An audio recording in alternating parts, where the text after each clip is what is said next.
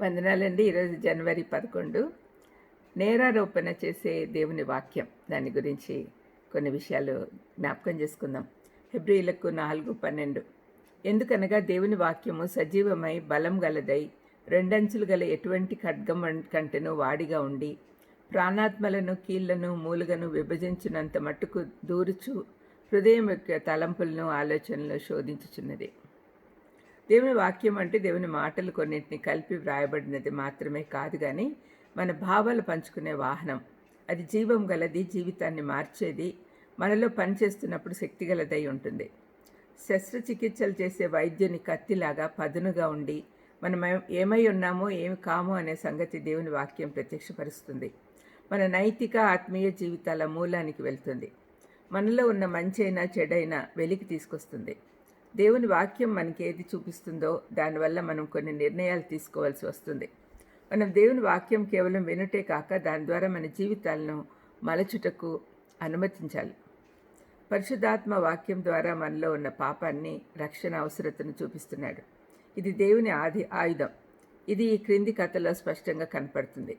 ఒక వ్యాపార సంస్థలో పనిచేసే సేల్స్మెన్ ఒక హోటల్లో తన పని మీద మకాం వేశాడు. అతను తన సంస్థ నుండి అప్పుడప్పుడు కొంత డబ్బు దొంగతనం చేసేవాడు. అయితే పట్టుబడితే వచ్చే అవమానంను తప్పించుకున్నట్టుకు గాను పగలంతా చాలా కష్టపడి పనిచేస్తూ రాత్రిపూట మాత్రం చాలా సంతోషంగా జీవితం గడిపేవాడు. అయితే తాను అవసరం కంటే ఎక్కువ పనిచేయటం వల్ల తన మనస్సాక్షి తనను తప్పు పట్టకుండా చూసుకునేవాడు. కష్టపడుతున్నాడు కాబట్టి డబ్బు తస్కరించవచ్చు లే అనుకున్నాడు. అంటే కొంచెం డబ్బులు తీసుకుంటే ఏం నష్టం అని. ఈ విధంగా చాలా రోజులు గడిపాక ఒక ఉదయాన్న గడ్డం చేసుకుంటున్నప్పుడు రేజర్ క్లీన్ చేసుకోవడానికి పేపర్ కోసం వెతికాడు. అది దొరకలేదు. అందుకని అక్కడే పెట్టబడిన గిద్యోన్ బైబిల్ నుండి ఒక పేజీ చింపుకున్నాడు. రేజర్ తుడుచుకుంటూ ఉన్నప్పుడు తన కళ్ళు ఒక వాక్యభాగంపై నిలిచింది.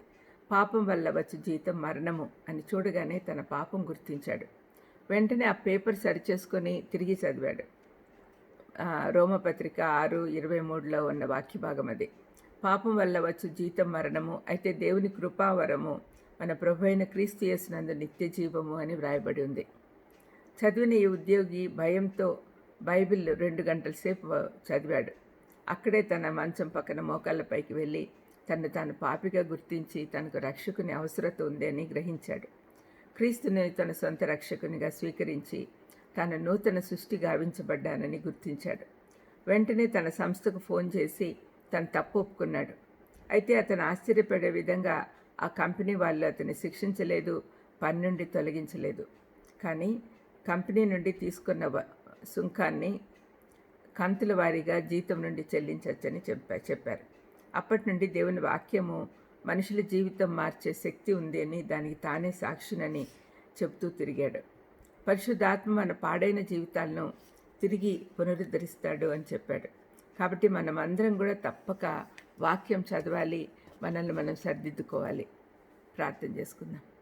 దయమైన స్తోత్రం ప్రభా, వాక్యము రెండంచులు గల ఖడ్గము అని మేము వింటూ ఉన్నాము. కానీ ఈరోజు ఒక కథ ద్వారా దాన్ని సరిగా అర్థం చేసుకునే దానికి అవకాశం ఇచ్చారు నాయన.